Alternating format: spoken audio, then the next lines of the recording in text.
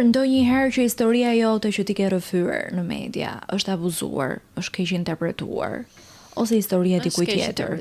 Po, kam pasur. Do të thënë cili segment të shkëputur, të është transformuar që nga titulli. Do të thënë nxjerr si një kronikë e zezë, le të themi, do të thënë një person që isha viktim.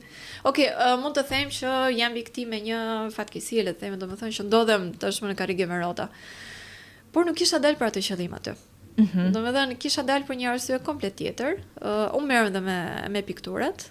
Do të thënë pikturoj hera herës, jam marrë gjithmonë me këtë pjesë, por siç thash, kam pranuar këtë intervistën që ka ndodhur para disa kohësh, që doja të promovoja punimet e mia.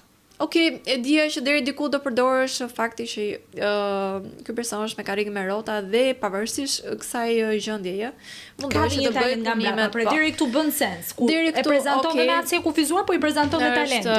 Sigurisht, sepse është diçka që është pjesë e imja, sigurisht nuk mund ta mohoj. Mund të fshihet. Por kjo intervistë ishte bërë më shumë në bazë të aftësisë time të kufizuar dhe pjesa e punimeve të mia ishte lënë për në fund.